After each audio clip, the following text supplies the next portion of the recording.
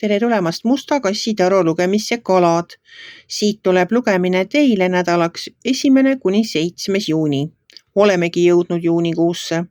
Uskumatu, kuidas aeg lendab. Ma olen teile siia valmis pannud 7 kaarti ja vaatame, mis neil kaartidel teile siis selleks nädalaks öelda on. Nädal algab teil siin tähekaardiga. Tähekaart on tervenemine, edasiliikumine, kindlasti tervenemine ja võib-olla ka olukordade lahendamine või lahenemine, kui teil on olnud midagi sellist siin pikemal ajal nagu mingi lahendamata probleem, et siis tähekaardiga võite arvata küll, et see saab lahenduse, kas nüüd sellel nädalal või lähiajal. Tähekaart minu jaoks on ka see, et tasub soovida, kuna kui taevast tähed langevad, siis me ikka midagi soovime. Et tähekaardiga võiks ka endale midagi soovida. Edasi tuleb siit sauade 5. Sauade 5 on vaidlemise kaart, rahulolematuse kaart, ta on konkurentsi kaart, ta on arvamuste lahkumineku kaart. Ta on täpselt selline kaart, et kui on seltskonnas rohkem inimesi, siis igal inimesel on oma arvamus. Kaart räägib ka seda, et ärge siis nagu hoidke oma ego kontrolli all ja ärge enda arvamust väga tugevalt peale suruge, kui see peaks teiste omast nagu erinev olema. Siis tuleb maailmakaart. Maailmakaart räägib lõpetamisest. Maailmakaart on suure arkaani viimane kaart. Kui narr on esimene ja algus, siis maailmakaart on millegi lõpp. Et mingi etapp teie elus saab läbi.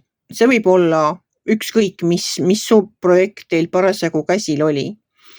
Et kas te teete seal, saate oma koduremondi valmis või ma ei tea, õpingute lõppemine on meil juunikuus kindlasti väga aktuaalne, mõni kursus saab läbi, no mingisuguse etapi lõpp.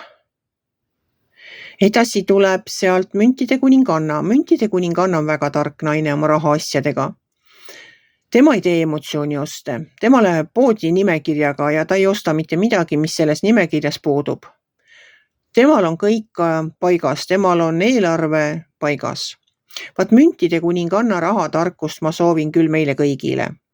Et tema on super selles mõttes, et tal on kõik olemas, tal ei ole mitte millestki puudust, aga ta kulutab ka raha, kui tal on vaja. Kui tal ikkagi midagi katki läheb, ta läheb ja ostab poest. Aga niisama, et ta läheb uut kleiti valima sellepärast, et pidu on tulemas, seda ta ei tee. Ta läheb koju, vaatab oma kapis ringi, parandab mõnda vana, kohendab või teeb natukene ümber, sätib võib-olla pitse satse kuskile ja läheb väga uhke kleidiga peole. Vot sellise ainulaadsega, mida teistel ei ole, kes poest ei ostmas käisid, siis nendest võib-olla isegi parema kleidiga läheb tema, sest ta ei lähe poodi ostma ja temal ei ole emotsiooni oste, ta ei tee. Rahad on tal paigas, eelarve on paigas, tal jätkub raha kõigeks. Kui ta tahab, ta võib endale ka uue kleidi osta, aga ta ei tahagi. Ta on rahul sellega, mis tal on. Siis alumises reas on meil 2 karikate kaarti, karikate 8 ja karikate 9. Karikate 8 on rahulolematuse kaart. See on selline kaart, kus meie täpselt ei saa aru, meil on kõik elus olemas, aga me ei saa aru, me mõtleme, midagi on ikka puudu. Millegi järgi hing ihaldab, aga mis see on, vaat ei tea. Aru täpselt ei saa. Et see ongi selline rahulolematus või see on selline tunne, ma lähen poodi, ma tahaks midagi head. Ma lähen toidupoodi, ma tahan midagi head, aga vot ma täpselt ei tea, mis see on. Kas ma tahan torti, tahan ma sinki või hing hoopis eeringat. Et mis see hea on, mida ma tahan, ma pole aru saanud. Ja see kaart ongi täpselt selline, et midagi nagu kripeldab kuskil, midagi ma nagu tahan, mis see on, ei tea. Kaart räägib sellest, et kui te seda näete, siis te saate aru, et see oli teil elus puudu ja seda teie hing just soovis. Te tunnete selle ära, sellepärast, et teie, ma ei tea, sisetunne, hing ütleb seda, et vot seda on vaja. Aga karikate 9 jälle on hoopis teistsugune kaart. Tema on soovide täitumise kaart. Ta on nende soovide täitumise kaart, mida te juba olete soovinud. ja universum on otsustanud teie soovid täita, on selle kaardi lühisõnum. Siis tuleb teil siin mõõkade baas. No mõõkade baas, nagu kõik muud baasid, ta tuleb uudistega. See on selline lõbus baas, temale meeldib kiidelda enda tarkusega.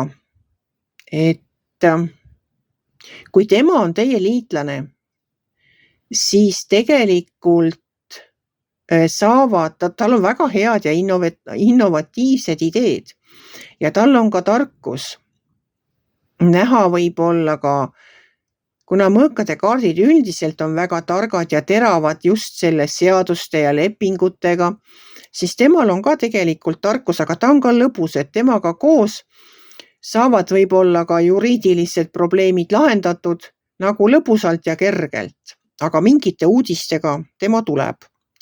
Mis uudiseid ta teile toob, eks seda paistab siis järgmisel nädalal. Aga praegu sai lugemine selline. Täht alguses, väikene konkurents, midagi saab läbi, müntide emanda tarkust, mida ma teile kõigile soovin ja endale samamoodi, ja karikaid. See soovide täitumise karikas on väga tore karikas, mulle ta meeldib. Et ma siis tõesti soovingi teile, et teil siis sellel nädalal või lähitulevikus soovid täituksid. Kui teile minu lugemine meeldis, ärge olge kiitsi. Pange ikka like pöial üles, võite ka kommenteerida ja kohtume järgmisel nädalal.